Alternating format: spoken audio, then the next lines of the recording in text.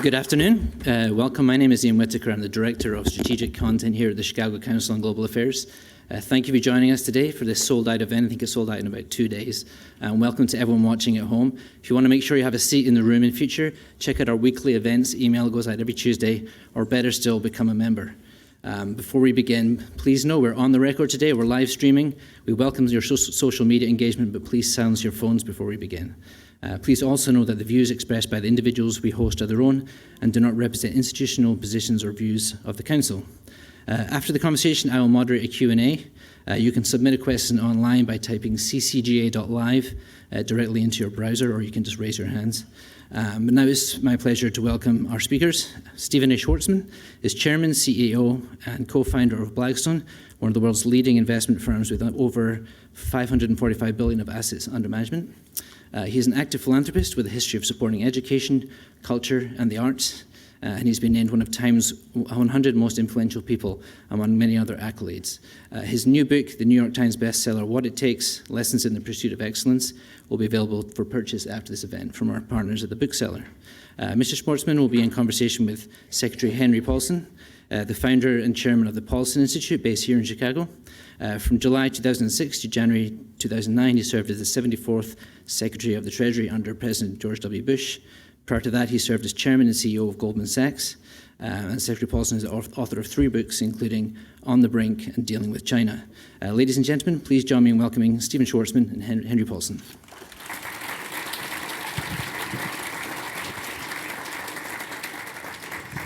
So thank you very much, Ian, and thank you all for being here today.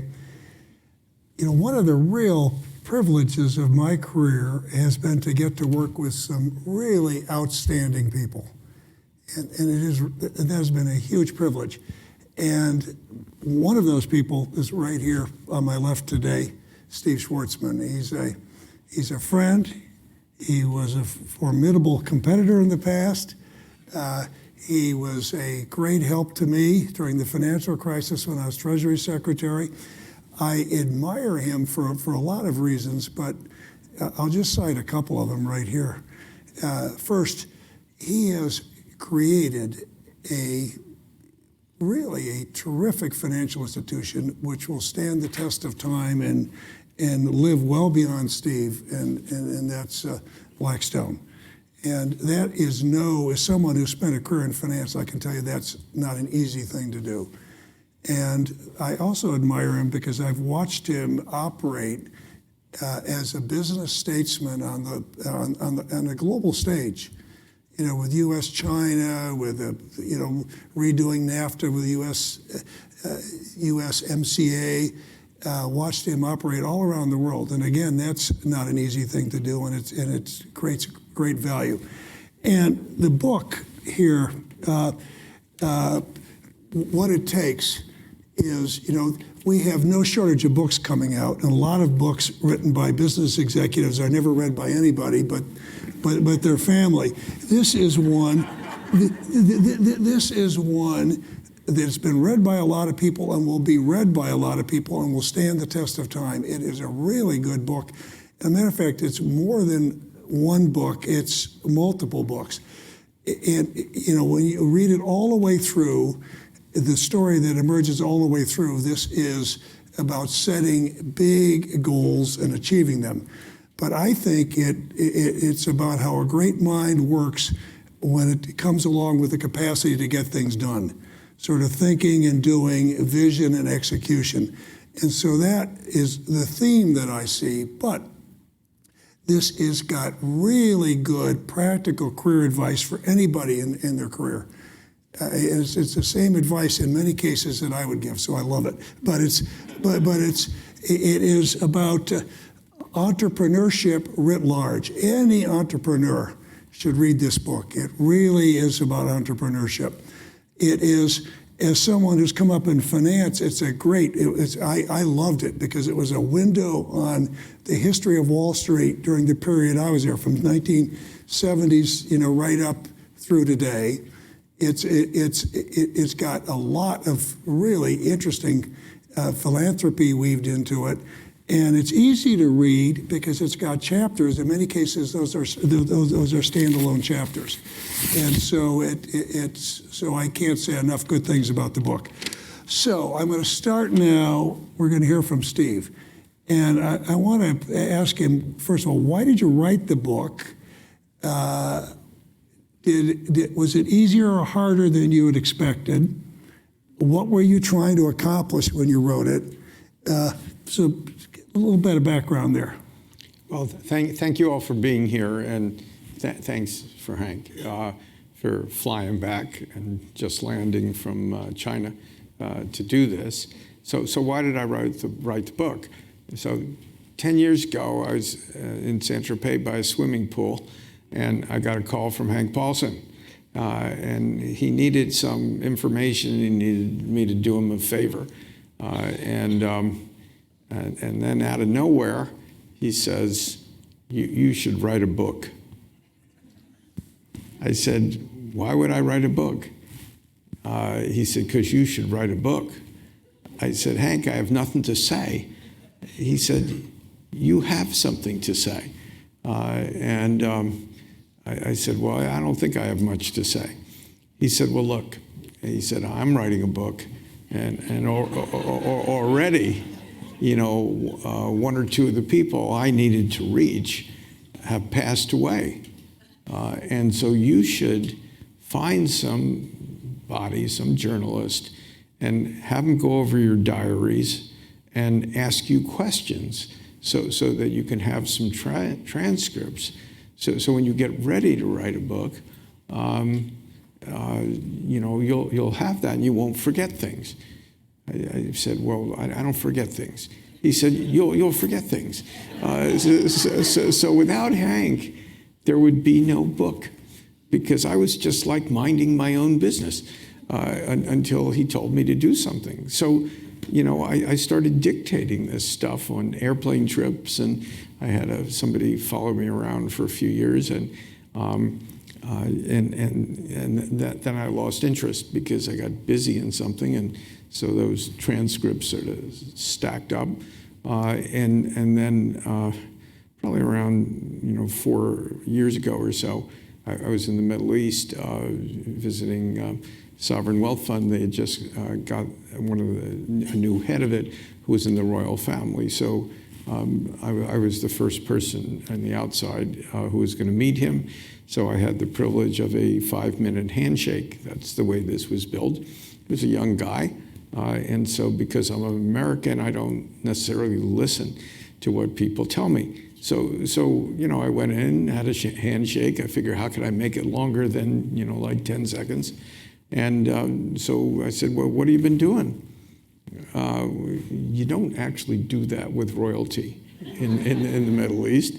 And he said, well, I was running something else, and, I'm not too familiar with this. And, I said, well, what are you trying to achieve? He said, I've been thinking about that. What do you think I should do? So I ended up in a 2.5-hour conversation, basically trying to answer the questions and teach him what to do with this giant pool of capital, because it wasn't a little one, it was a giant one. And so 2.5 hours later, I reappear, and all these little retainers are, what happened in there? What happened in there? And, I sort of went about my business. In the middle of it, I tried to sell him some products, like any good, commercial. He said, Steve, actually it was Mr. Schwarzman, he said, don't try and sell me anything. We're going to buy it anyhow. Don't waste my time with that. I want your advice. So, okay. That was a one-off. And then I started going other places where I would normally slip in some sales of products, and they kept saying the same thing. I don't want to hear about that. Tell me how we can do as well as Blackstone. Tell me how to run an organization. Tell me this, tell me that. After about 25 meetings like that, I was so bored doing the same 2.5-hour shtick that I said, why don't I just write this stuff down? And that way I could just give them a book and I don't have to do it. And so that was the start of writing the book. writing a book is awful. I can't imagine much worse torture other than physical torture. It is endless. The drafts are endless. It's so hard because unlike talking, you know if your audience is with you. This is like silent. And every word you have to imagine is impacting somebody. And what are they really going to think when you use that exact word and that exact phrase? Because you want them to be thinking, you want to be communicating with them.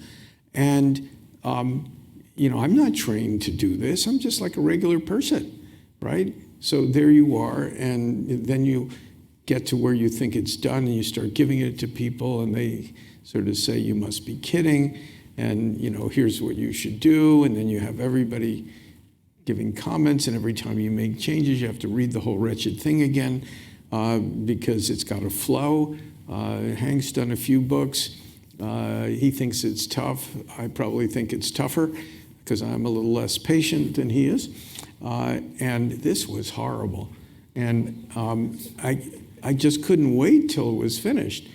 So it was finished. Now, the problem is the publishing business isn't a business. And you finish a book and you're working with the editor and it's finally done. And you say, okay, go sell it. They say, well, we don't sell anything. We basically just print them. And you say, who's going to sell it? And they go, you. So now I'm like in exile. I'm just going around, door-to-door sales. I didn't even know there were podcasts.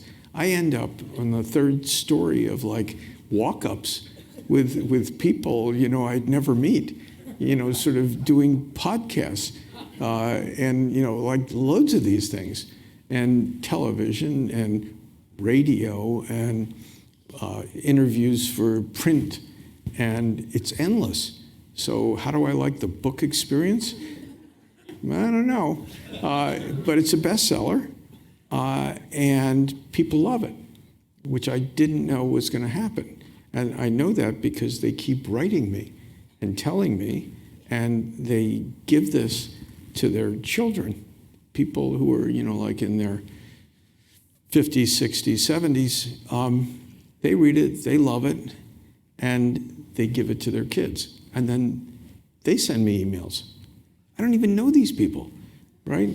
And, like, let me be part of your life. Tell me more. Let me tell you what was happening to me when I read certain parts of this. So now I've got, like, some pen pals. I mean, I had like an email from Kuala Lumpur yesterday. I mean, if you can find that one on the map, you belong in the council. I just walked into the XYZ bookstore in Kuala Lumpur, and I haven't read a big book since college. And I'm in my 40s, and I just started this. I couldn't stop it. It was, go figure. Who are these people? They'll probably tell you they want to be a Schwarzman scholar while they're at it, too. Yes, well, that's... or work for Blackstone. I told when I told my wife one day I was going to write my second book, she said, I think I'll start dating again. That's how pleasant it was in our home. Now, so Steve, now to get into the book, there's a lot of advice for young people here or anybody going up in their career. But I thought that your advice for someone on how to interview, both from the standpoint of the interviewee, the person who's seeking the job, and the interviewer, and I'd be interested. I think it could be good to hear your comments on that. Yeah, well, there's two sides to this one, obviously. If you're the interviewer, which I'm sure everybody in this audience has interviewed somebody, I try and approach these things like it's an adventure, like it's fun. If it's a professional interview, but by the time they get to me, I have a resume of some type, and buried in every resume is something that doesn't fit. that they actually want you to talk to them about. So it's like the 7-year-old concert violinist, or I was a 12-year-old global chess champion, or I've climbed all 7 peaks at the age of 12, and it's always down near the bottom. And so I always look at the bottom, because the reason they put that stuff in there is they actually want you to talk about that, because that makes them secure. So it makes them different. So I'm very happy to start, doing that. Like, how did this odd thing happen to you? And how do you have this talent? Or, basically, why do you want me to talk to you about this? And then you start, and then you never know where you're going. If somebody's comfortable, and that's one thing. If they're feeling a little awkward, you say, where do you come in from? Or, have you met some of our other people? What did you think? As anything to get them comfortable. And then you sort of play, and you talk about something that's of interest to you that could have happened in the news. You want to know how they think. You want to know how their brain works. You want to see whether they look you in the eye, because the eye is the window to the soul. You really see who somebody is, and you're trying to gauge how smart somebody is, but how flexible they are, and you're trying to predict how they're going to do under stress. So for them, this is a stressful situation. For the interviewer, it's not too stressful, right? It's supposed to be more playful. And you're trying to engage them. You want to see if they can hold the table. Are they comfortable just talking to you? Are they comfortable with themselves? What do you think they're going to be like the next time you see them? And usually people give themselves away. And I always try to avoid anybody who I think is a nasty piece of work, even if they're really gifted. What I've learned in my life, and I may have similar views, is that people who are really odd, manipulative, internally look like they're full-time politicians or basically passive-aggressive people, they should work somewhere else. And sometimes I tell them that, like, you look like somebody who'd be ideal to start their own business. Right? And so, sometimes I'll just walk in to a room without even, like talking to them, and just start talking about something I just did that I found was unbelievably exciting, because I'm trying to share. I'm trying to treat them as if they're equals, because I want them to be equals. And if they just sort of go, oh my God, what is this person doing? I don't want to talk about that. I don't know anything about that. That's the wrong answer, right? That means they don't want to be an equal. They don't want to engage. And so I've learned something about them. They're like structured players, and they'll have a tough time in a world where nothing is predictable. And so on the other side, what I tell people is they should really just be themselves. They should be comfortable. There's a lot like speed dating. Like, if there's not a good fit, that's okay. You don't want to spend your time with a person or an organization that's the wrong fit. So this is meant to be a win-win game that's being played. And you should just be yourself. Answer things. If you don't know an answer, don't make one up, because that is certain death. People like us, you can you smell it, they're dead. You can never make up an answer. And just be comfortable. If you don't know something, you just say, look, I'm not familiar with that. And that's okay. It's not the end of the world. Not everybody knows everything. So what I do with Schwarzman scholars, actually, is I meet with every group of the students. We usually interview like 12 in 12 different rooms. And I tell them this is going to be fun. They're going to meet these fascinating people who run things, who are great at assessing people, who used to be like you, except now they're older. You're going to have a fine time. Is there any questions? Anything you're worried about? And by doing that, you make people who are being interviewed really much more comfortable. So, in your book, which is, you talk, which you were really, the advice you were giving right there was be authentic, right? And your book is, what struck me is, anybody that knows you, your book is, the authenticity just comes right through the pages. And so you talk about mistakes. So what would you say was your biggest mistake, and why did you make it, and what did you learn? Well, for everyone who does a lot of things, it's inevitable that you're going to make mistakes, right? This life is unfortunate that, in baseball, I guess, what is it? Ted Williams was 407 or something? 407, right? Yeah. Okay, 407. In our world, if you're hitting in the mid-90s, you're doing pretty good. We all want to be 100. There's nobody who does 100. So by definition, no matter how good we are, we're going to be making mistakes.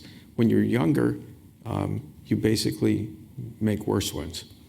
The younger you are, the more capable you are of really blowing yourself up.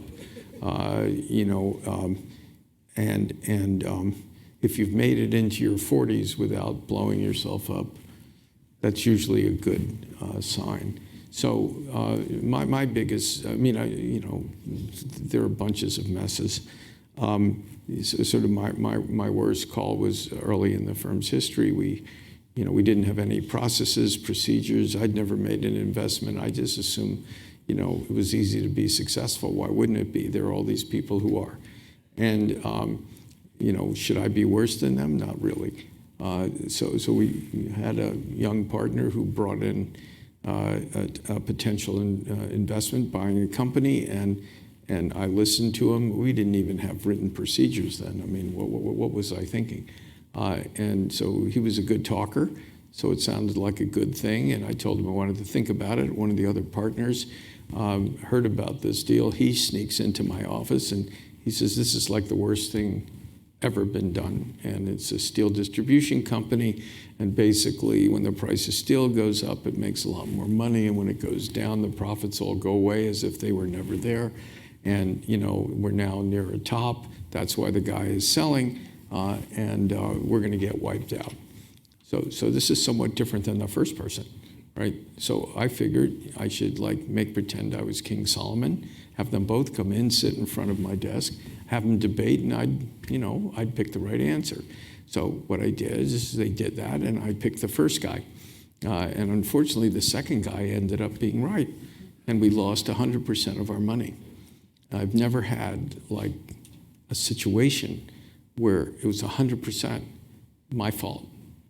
I owned this whole thing. And I got a call from one of our investors, and he had me to his office, sat me in front of his desk, and he started screaming at me.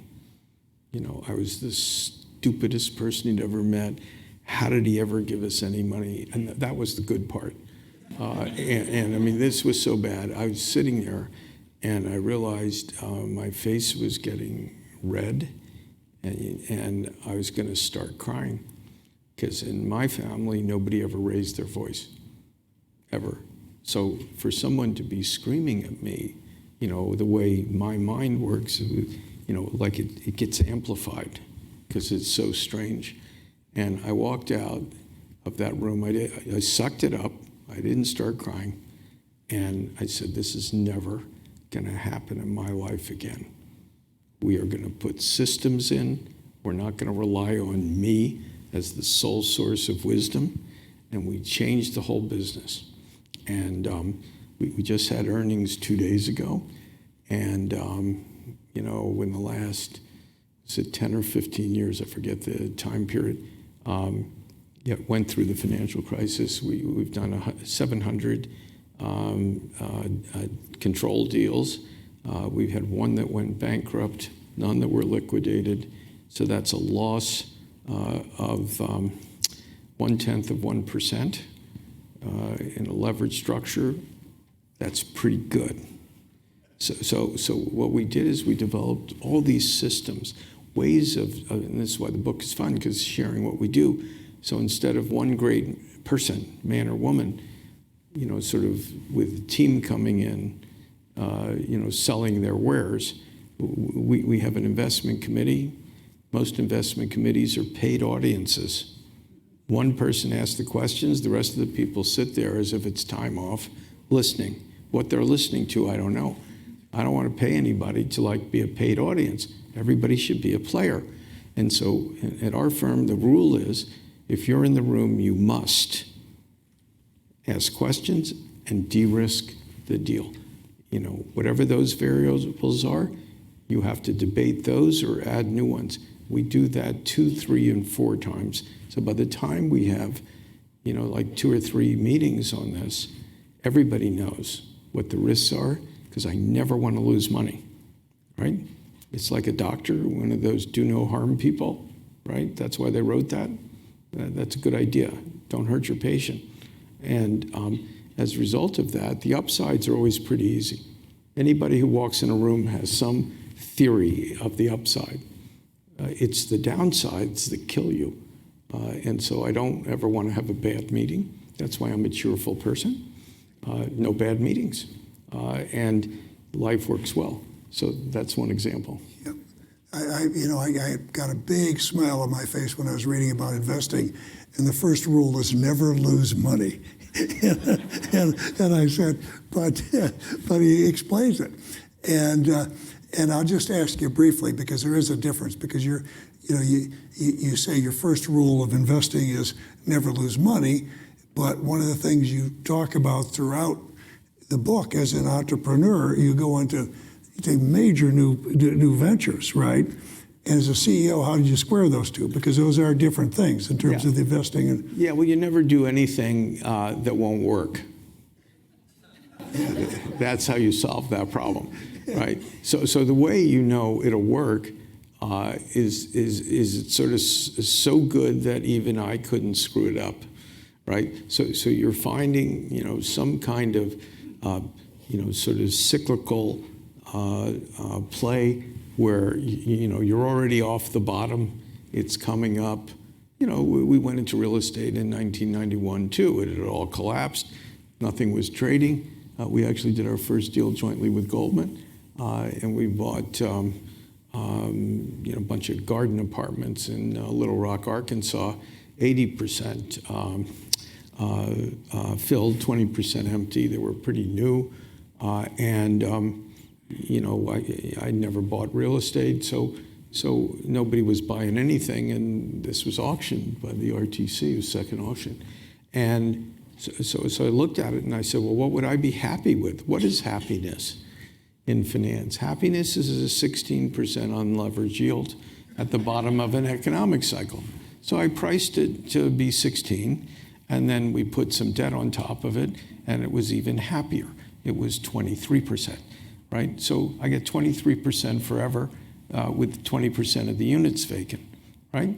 So the economies always swing up. So if the rest of those units get filled, then the 23% becomes roughly 45%. So then I have 45% forever. I'm even happier, right? So then what happens when the economy gets even better, the rents go up, right? Supply and demand. So then I'm going to make 55% forever. Happy. This is happiness, right? So we bought them. And what happened? I was wrong. It was 64%, right? So at that stage, you could not miss. You could buy almost anything because you could price it to a 16 because there was no competition.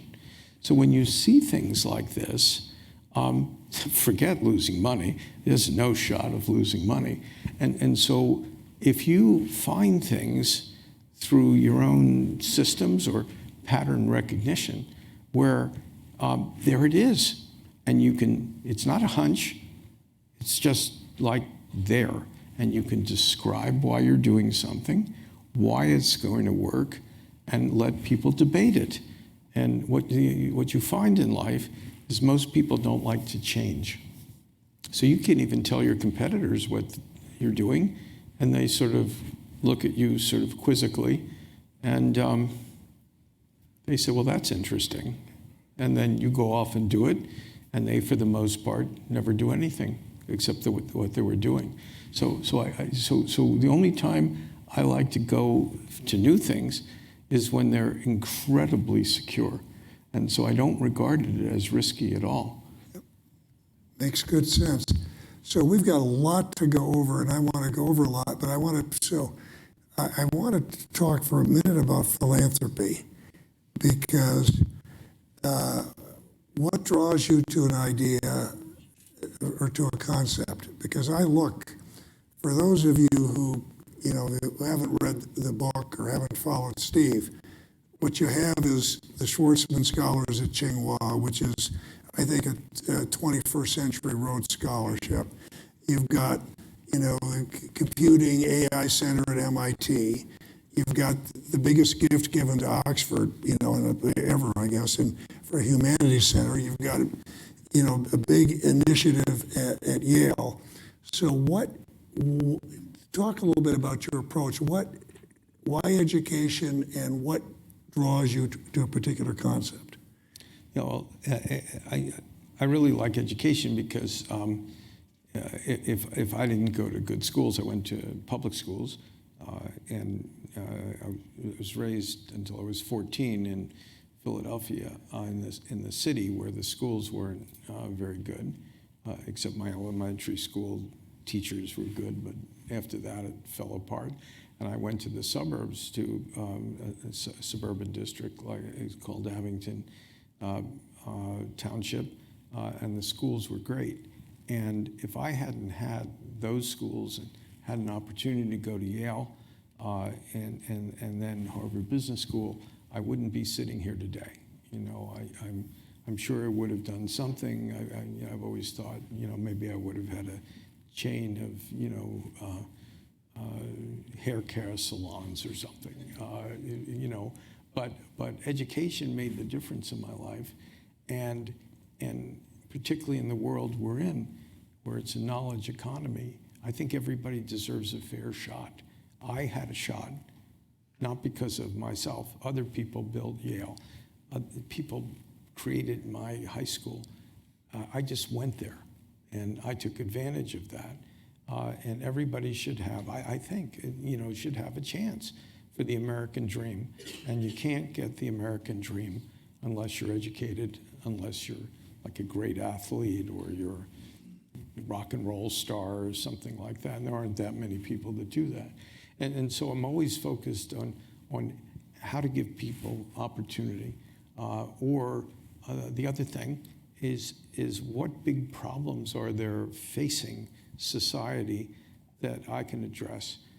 And there are a lot of different ways of doing philanthropy in this room, in many different ways, as many people in the room. I like to create new things. It's part of the same thing, Hank, I was talking about, the way we did the real estate business, the way we started Blackstone. And I look at it all, I don't look at it as philanthropy. I look at it as problem solving. So I do regular things like people. I give money to regular other people's charities. But my big initiatives are always something unique, where I'm trying to solve a problem, where I end up at the end of it, unfortunately, writing some giant-sized check, which is called philanthropy. But that's not where the impulse comes from. The impulse comes from seeing a problem that society has to deal with, where I think I can develop something that's pretty unique. So, for example, with the Schwarzman Scholars in China, I was aware that the populism in the States was going to get everybody angry at different kinds of people in the States. That's what happens. Populism typically gets directed at business people, financial people, rich people, and after getting angry at them, the problems of the people haven't been solved. So they get continually angry, and you find a foreign devil, I thought the foreign devil was going to be China. How could it not be? Biggest country in the world, second biggest economy. At that point, they were creating 10 million jobs a year. Wealth was being moved around. And I just thought, the West and the United States would get angry at China. So I wanted to put something in place that can serve as in effect, as a buffer. And train a cadre of the best and the brightest from the world about how China thinks, operates, so then they can go back to their countries and serve as, in effect, interpreters, intermediaries, but also just being people of consequence in their society. So we set the thing up. I thought it would take longer. Who knew it would blow up in a few years? But that required me to, in that case, write a big check because we had to get it going and raise all the money. It's total of $600 million now. But it also, like all the things I do, it's like a life sentence. Now I'm responsible for this thing. You need faculty. You need guest speakers. You need the whole job thing, for kids to get jobs. We need to do all the recruiting. I set up like a live thing. I didn't just give somebody some money and say, good luck. And, it's like a board of directors. This is like a real thing. And so that was one. With MIT, I learned by being in China. At the Chenhua SEM, which Hank started. Hank's infiltrated my life without knowing it. That I was on a bus with Jack Ma going to see a state leader, and Jack's the founder of Alibaba, and he started talking about AI. So I said, what's that? He said, artificial intelligence. I said, what's that? And so if you think I talk a lot, Jack likes me. I'm like slow motion. And he's like very rapid talker, brilliant guy, for sure. Entrepreneur, as he told me, I've almost broke twice, and built this amazing company. He just educated me on AI and said, sort of Elon Musk says is the worst thing that's ever happened and a danger to society. Ginny Rometty at IBM thinks it's great. Bill Gates is in between. I happen to know these people, right? How can they all be so, he said this is going to be the most transformative technology of our time. I am not a technologist. I'm like a regular person, okay? I mean, social science major. What do I know? And so here I am listening to this. I talked to them. I ran into the head of MIT, and we started talking about U.S. competitiveness because we weren't getting on the field, and the Chinese were spending more and all this kind of stuff. And I said, geez, I got to do something about this. Because if one, we've got to do something about U.S. competitiveness. Secondly, we got to make sure this technology isn't just dumped there and cause massive unemployment. This is not the Industrial Revolution. This will not happen in slow motion. This is going to happen really fast.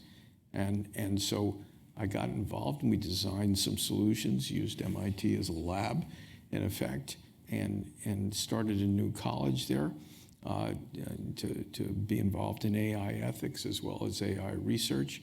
And the thing ended up, it was like one of these discussions where I was having with the head of MIT. So I said, what does it cost? He said, I don't know. I said, don't you have a strategic plan? No. He said, I'm just making it up with you. So I said, well, why don't you price it? This is the worst thing you could ever say to the head of a university. I mean, that person will get back to you in almost 20 minutes, right? So the thing cost $1.1 billion. So he said, why don't you pay for it? I said, why don't you? And, so we had a negotiation. I gave him $350. And I said, but I'll only give you $350 if you sort of do $350. So he scurried around and, some endowment and some other stuff. So now we got $700. We're up to $800 now from begging other people. And, so we'll have this all set up. And then Oxford wanted me to do something. They have the #1 humanities department in the world. They've been doing this stuff for like 800 years. So they ought to learn something, right, in humanities. And I looked at that, and I said, if you're going to need humanities, philosophy, theology, these other things to figure out what machines are and what their role is and what humans are going to end up being able to do. So, they needed a few $100 million. Everybody seems to need these things, right? So we put a performing arts center with that, and now I've got them, and we'll end up with like sort of global connections between these different things. Tsinghua is like the MIT of China, right? The great scientific university. So I end up doing these kinds of things, and each one is a live thing. It's not just here's some money, go do it. Where you're involved fashioning things, designing pieces of it. It's very exciting, and I love doing this stuff, and it ends up being called philanthropy. And it's making a huge difference. Now, you mentioned China. You go to China a lot. You've been very helpful to the Trump administration and trying to get a deal done right now, a trade deal. But I'm going to ask you a broader question. So what is the key to doing business in China, getting things done in China, and how does it differ from working in other countries, because you work all around the world? This is like when a lawyer asks a question that only he knows the answer to, right? So in fairness, Hank is probably, Hank without question is the most knowledgeable person in our generation, and I take us as sort of probably 75 to, I don't know, lower than 40. So Hank knows more about China than anybody in that age bracket. The right answer about China is it's all about relationships. They don't have laws except to put people in jail, right? That if they pass a law, nobody obeys it. It's just the opposite of the U.S. In the U.S., you pass a law, everybody complies. There, they use the law to punish somebody that, for some other reason, is sort of like not in favor. So the only thing that exists are the relationships of people. And so there are all these like little verticals that exist all over China, where there's a senior person, somebody below them, other people, and you sort of can pick your teams, if you will, and you're not aware these teams even exist when you start. And life works within those verticals. And if somebody's taken out, it upsets, the whole balance of that vertical. So you have to be either lucky or smart to know which team you should be playing on, who their relationships are, because if you're talking to somebody with apparent authority who isn't on the right team, you never get anything done. For someone who's going to end up in jail. Yes. As I say, it's a country that's run by men as opposed to law, so relationships are very important. And I'm not being politically incorrect when I say men, because I had thought that, going back years ago, that, and given the Communist Party, you'd find a lot of women in senior places in China. But you really don't have that. I know you're coming to take questions, but I'm going to ask Steve to briefly answer one first, which I know everybody will want to hear. What is, because he's all around, it goes all around the world, what is the biggest risk to the global economy today, as you see it? The biggest risk is geopolitical uncertainty and the sort of shutting down of the world that's happening in front of us, and the rise of populism and destabilization of almost every country. And this is aided and abetted by the internet and social media. Without the internet and social media, we wouldn't be having all the problems that we have. And no one knows how to shut it off. Nobody knows how to contain it. And it's basically making it very difficult for a liberal democracy to function, because there's always some group that's willing to terrorize the majority in every country to stop them from doing something. And that's the structural problem that facilitates some of the economic inequities or whatever that are going on. Excellent. Thank you so much. Time for just a few questions from the audience. We'll take one just from that row there. Thank you. If you can keep your question short, so we have time for plenty of people. Hi, Aaron Chandran, J.P. Morgan. Thank you both for being here. My question is twofold and is actually for Secretary Paulson, but Mr. Schwarzman, please feel free to weigh in. When you were here a few years ago with Secretary Geithner, you both lamented kind of the lack of emergency powers available to you during the crisis. So firstly, why was it that Lehman couldn't be rescued like Goldman or Morgan Stanley via conversion to a bank holding company? And secondly, if something were to happen tomorrow, do you think Secretary Mnuchin and Chair Powell have the authorities that they need? This is for Steve, but I will be really quick on that and say, I think the biggest issue I dealt with was a regulatory system and legal system was put in place after the Great Depression. And at the time of the financial crisis, we had over 60% of the credit flowing outside of the banking system, and the protections that we had were aimed at the banking. And in terms of the bank holding company, I think the bank holding company was a Band-Aid, but the bank holding company was something where you can put lipstick on a pig, right? And it's still a pig, and so the bank holding company. So let's just look at when after Lehman, AIG. So then we're up at Congress to get the TARP, and so we're up at Congress getting the TARP authority, and that's the backdrop.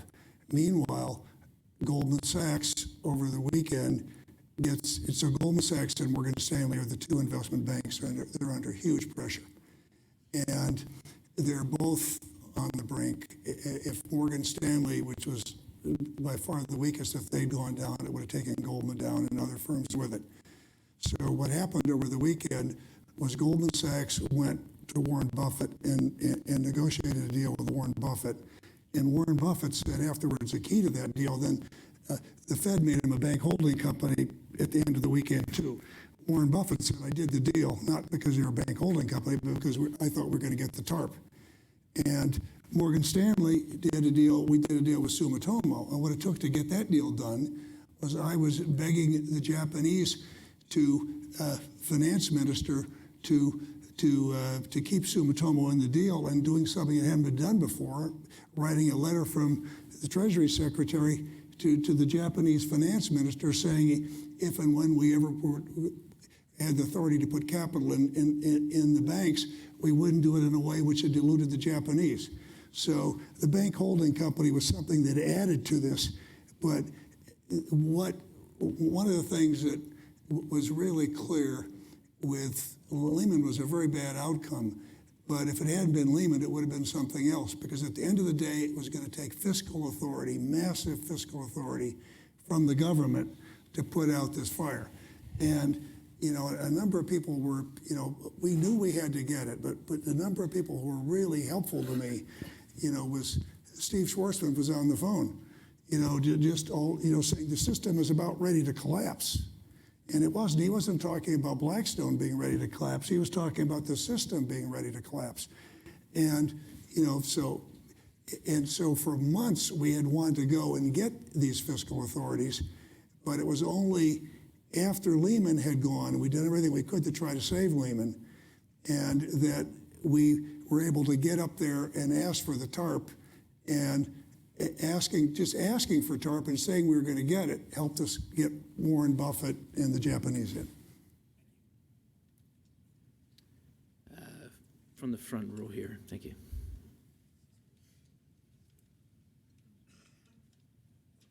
Given the geopolitical risks that you mentioned, and also looking back at the deal where there was 20% vacancy and you underwrote it to a 16% return, how do you look at things now with a $1 trillion deficit, much lower interest rates, and how do you deal with, when you raise money, as to the processes that you're dealing with to find new investments? Yeah, I think the question, if you couldn't hear it, is about the current environment and how it was different than investing in a way at right after the crisis. Right after the crisis was sort of shooting fish in a barrel, and you had to be pretty bad not to be successful. It's harder now because prices are higher. Interest rates are very low globally. I mean, $17 trillion of sovereign debt basically in Europe. You have to pay them to take your money. Well, you're supposed to get interest. You're not supposed to be the guy giving it. So now you have to adjust. In our business, which isn't like buying stocks, people who buy stocks are, for the most part, almost always invested.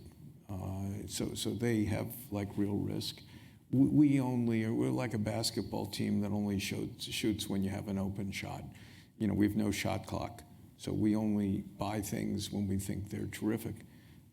And what happens at a time like this where prices are generally higher and the cycle is been playing out for a long time. Nobody knows how long it goes. It'll go for a while more. That you take less shots on goal, right? That you just don't get the open shot that often. But for our type of business, there are enough shots that we can invest, our monies. But if you had 20 shots when things were really good, now maybe you have 3. Right? The problem is when you have none and you force the shot, or when you have 3 people hanging on you and you decide to shoot from 30 feet. That was WeWork, okay? You don't take that shot. Why? Because you don't shoot from 30 feet with 3 people hanging on you. You shoot from 10 feet and in. Son has taken a lot of shots. Well, he's taken a lot of shots. You know, his record before this little bad patch was 40% compounded because he got Alibaba and he got Yahoo. Yeah. And sometimes in life when you don't pay much for anything and it becomes worth a fortune, you have a fortune, right? But this is a time where certain things start to go into excess. Fortunately, the things that are in real excess now are quite small, like tech investing, right? The private tech investing and venture capital valuations are, most probably, and it's not every deal, but for the most part, just because I'm in public, and sometimes I get quoted high, and that's because it benefits everyone who's in it. The higher they get, the more money you've made on your earlier investments in the same company. So things like that happen every 20 years or so. Happened in 1999 in tech, and they had a big washout. Okay, it's not the end of the world. Doesn't jeopardize the system. Another question, just in front of you there. Sorry, thanks. Hi. My name is Patricia Carmen, and you mentioned the importance of education. You also said that you went to a great elementary school, but that then everything went downhill. So do you believe in public education? And if you do you have any suggestions to improve public education, especially in the inner cities? Yeah, I went to public schools, so it wasn't so bad for me. And of course, I believe in public schools, because if we don't educate our population, we're really cooked. And so, we had a great public education system in the United States until the early 70s. And then it started deteriorating, and it depends what rating agency is looking at what. But, we used to be in the top few in the world, and now we're somewhere between 25 and 30. And in math, we're solidly in the 30s. So you can't win a global race if for a country of our wealth, one of the top in the world, our academic performance is so low. So there are a bunch of things you got to do. I think a lot of different things. First, the key to teaching is having a great teacher. All of us know that because we remember the great teachers. And one way to recruit that is that teaching isn't in as much favor, if you will, as it was when I was younger. Teaching was really highly respected in the United States. And I think we have to reestablish that. And also, teachers aren't well paid. And when I was driving over here, our driver had a detour, and my chief of staff said, "Why are we detouring?" He said, "Well, there's a teacher's strike or demonstration." So I think one idea that's a good one is we should make teachers the only tax-exempt occupation in the United States. By doing that, you accomplish two things. The first is it's a big increase for teachers, right? Because they shouldn't be desperate. A lot of these people buy books for their own kids because the school districts don't do it. So if they were tax exempt, their income goes up, but it's also a sign to the population in the United States that teaching is a special mission. It's a special job, and it's treated differently than all other jobs. So I think you can do things of that type. I think you also should use people more or less up the age in this room, people like me. Some people, I'll never retire. My grandfather never did. But some people retire, and it must be boring when you retire. So if you could take those people from an earlier generation who've been well-trained and put them in the public school system, 4 to 5 per classroom to help a teacher. So each of these kids, you'd have a 4 to 1, like mentorship, help them with homework, teach them values, give them somebody to supplement, a parent, if you will, who may have 2 jobs or 3 jobs and be a single mother, that you can start changing things. You can get the business community to take students who are not going to be on college track and like they do in Germany, teach them occupations and hire them when they come out of school. So you have a cooperative system. I think the business community would be glad to do things like that.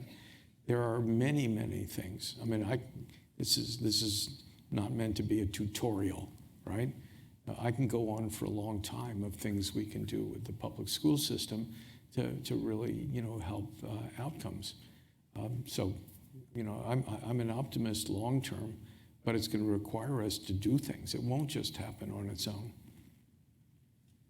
Well, unfortunately, that's all we have time for. Mr. Schwarzman's book is for sale if anyone wants to buy it after the program. But with that, please join me in thanking Mr. Schwarzman and Secretary Paulson. Very good.